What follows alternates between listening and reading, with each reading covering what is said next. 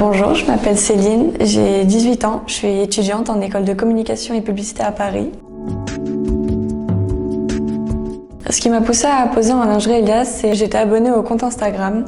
J'ai vu que le casting était proposé et je suis vraiment partie avec l'idée de pourquoi pas en fait, j'ai absolument rien à perdre. D'un côté, c'était un peu une sorte de challenge parce que je suis extrêmement timide et complexée et c'est vraiment assez compliqué pour moi en fait de poser devant une caméra et en plus de ça en culotte, donc c'était vraiment une grosse expérience pour moi et je regrette pas du tout.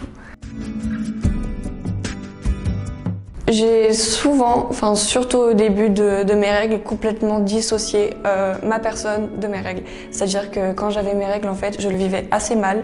C'est pas que je me détestais, mais pour moi, vraiment, c'était un peu sale, il fallait le cacher, c'était vraiment pas... je le vivais assez mal quand même.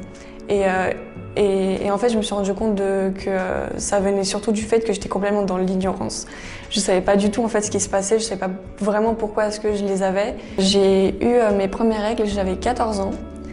Je les ai eues au collège, donc bon, ça allait parce que j'avais mes copines avec moi et elles m'ont assez rassurée. Je sais que ma maman, à part me donner des protections hygiéniques, voilà, ça se limitait à là. J'ai mis vraiment à peu près 2 ans avant de déjà m'accepter quand j'avais mes règles. Et en plus de ça, de vraiment comprendre qu'est-ce que c'était, pourquoi est-ce que je les avais, à pouvoir en parler librement, à ne pas forcément me cacher et encore plus...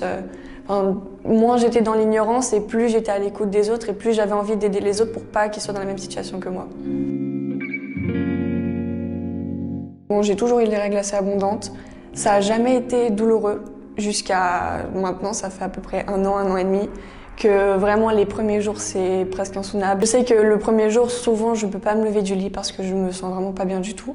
Et d'ailleurs j'ai aussi eu des petits problèmes par rapport à ça dans le sens où en fait on ne me croyait pas. Quand je disais que j'avais mal à cause de mes règles, on me disait mais moi j'ai pas mal, arrête, tu forces. Du coup je le vivais encore plus mal parce que j'avais l'impression en fait d'un côté de pas être comprise, d'un autre côté de me dire ça se trouve en fait c'est juste moi, c'est juste dans ma tête. Cette douleur elle est légitime, voilà, je l'invente pas et je le fais pas parce que j'ai envie de rester une journée au lit. Je sais juste que quand on a des règles, parfois ça fait mal. Je sais pas exactement la cause précise. En fait, c'était pas une douleur qui était forte au point vraiment de me dire qu'il fallait que j'aille consulter. Et vu qu'en plus derrière, si je savais que si j'en parlais avec par exemple ma maman, je me sens vraiment pas bien, est-ce qu'on peut consulter, elle allait pas forcément me prendre au sérieux. Parce qu'elle, en fait, elle a jamais eu des règles douloureuses. Donc pour elle, en fait, si elle les a pas eues, moi, ça serait la même chose. Avec mon père, on n'en a jamais parlé. Par contre, étonnamment, de mes parents, c'est le seul qui me croit quand je lui dis que j'ai mal à cause de mes règles, qui va vraiment me laisser tranquille pour la journée. C'était quand même un support assez inattendu, mais vraiment qui faisait du bien. Je suis vraiment complexée par mon corps en général, donc j'imagine comme à peu près toutes les adolescentes.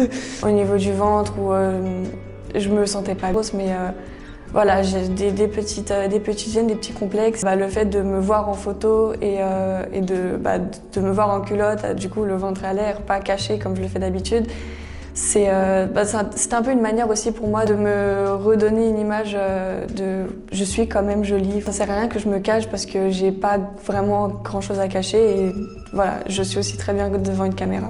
En sortant, je me suis dit vraiment qu'est-ce que je viens de faire? Est-ce que je vais assumer en fait de me voir en photo, que d'autres personnes puissent me voir comme ça? Et en fait, plus j'y réfléchissais, plus je me suis dit bon, c'est fait, je vais pas reculer maintenant. J'avais vraiment passé un super bon moment. À aucun moment je me sentais vraiment mal dans ma peau ou voilà. Enfin, devant la caméra, c'était voilà, je me sentais vraiment très bien.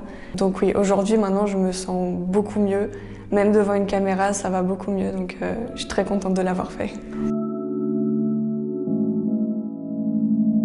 En fait, j'en ai 2. J'en ai une donc en plein milieu de la poitrine et j'en ai une dans le dos. Je suis née avec une malformation cardiaque. Mais 1 an, j'ai eu ces 2 cicatrices-là. Donc j'ai aucun souvenir de ça. J'ai grandi avec. Je sais que ça m'arrivait aussi quand j'étais petite de me regarder dans le miroir et de me dire « Ah, c'est vrai, j'ai une cicatrice ». Je les oubliais en fait. C'était vraiment une partie complètement intégrante de moi. Moi qui suis une grande complexée, ça n'a jamais été un complexe. Qu'on me pose des questions, qu'on me fasse la remarque « Oh, t'as des cicatrices ». Je l'ai jamais vraiment mal vécu ou vécu comme s'il fallait que je le cache parce que en fait, pour moi, oui, ça me rendait différente, mais dans le bon sens. En fait, je le voyais vraiment un peu comme une force. Je suis super contente. Déjà, ça m'aide énormément la nuit. Moi, je les porte essentiellement la nuit. Et ça m'aide parce que j'ai pas à me réveiller en stress, soit pendant la nuit, soit le matin, en me disant que j'ai taché mes draps ou s'est passé quelque chose. Ou voilà, au moins, je sais que je peux dormir tranquillement. Je les trouve hyper réconfortantes. Je sais pas comment expliquer, mais je sais que quand je les mets, vraiment, je me sens bien, je me sens protégée. Je sais que je vais pouvoir dormir et que je vais vraiment bien me sentir. Je les trouve super confortables et j'ai jamais eu de problème de fuite, donc ça, top.